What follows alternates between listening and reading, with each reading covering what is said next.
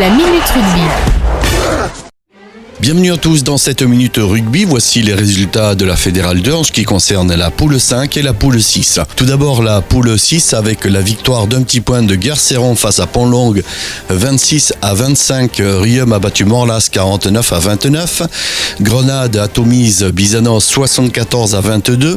Lourdes a battu Léguevin 42-10.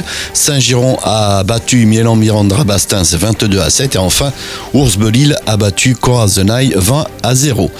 La poule 6 avec l'Eyrac, le leader qui a battu Souston 30-21. On y revient dans un instant avec le président de l'Eyrac. Aramitz a largement battu Saint-Paul-les-Dax 45-25. Victoire de Mouguer 22-21 face au Bocco-Tarnos. Bon-Encontre Boué s'incline de 2 petits points du côté d'Andaille 44-42. Agetmo s'incline sur sa pelouse face à Riom-Morcinq 17-38 et Casteljaloux a battu Orthez 26-24. Retour sur la rencontre donc qui opposait l'Eyrac face à Souston. C'était le leader qui a accueilli son dauphin, les Leyracais qui se sont bien imposés 30-21 face à une solide équipe de Souston. On écoute juste après la rencontre la réaction de Pascal Mel qui est le coprésident, un des coprésidents donc de l'Eyrac, de l'AS L'Eyrac. Non, pas tendu, mais non. Même les joueurs s'étaient pris depuis mercredi sur ce match-là. C'était promis de finir premier et de gagner ici à Pélétron parce qu'ici, de toute façon, on est toujours invaincu. Ça fait quand même plus de 2 ans, plus de 180 matchs. Mathieu me disait que ça fait bien plus que ça, puisque si on remonte à... Complètement. Donc voilà, il tenait aussi à rendre à ce public qui vient nombreux tous les dimanches cette première place. Ils l'ont fait. Ouais, ils l'ont promis, donc on était concentrés depuis mercredi. Il y avait une sérénité qui sortait de ce groupe depuis mercredi, même vendredi, franchement, même aujourd'hui. Pourtant, il y a eu des moments cette saison où j'ai eu du stress, mais aujourd'hui, pas du tout, étonnamment. Je les sentais sereins, même quand on a pris 2 essais là, coup sur coup. Même des cartons. Ouais, mais toi, ouais. Franchement, aujourd'hui, je peux pas dire que j'étais stressé. Ouais.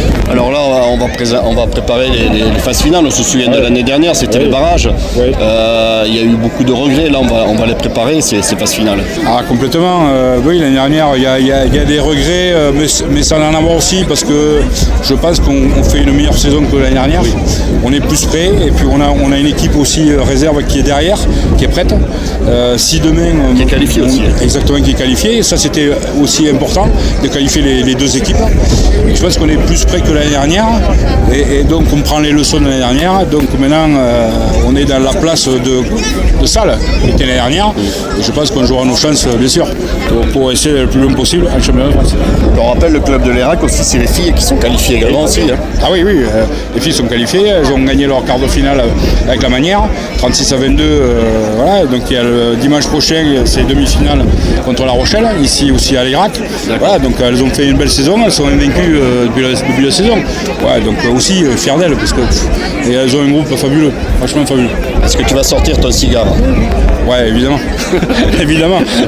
Mais ça, c'est sûr. Merci Pascal. Merci bien. Merci. Voilà, c'était le président de l'AS L'Eyrac. Repos donc pendant plus de 15 jours avant d'attaquer les phases finales. Mais il y a un match ce dimanche au stade José Pénétro, puisque ce sont les filles donc qui se sont qualifiées pour les demi-finales. Les filles de l'Eyrac qui accueilleront leur homologue de La Rochelle.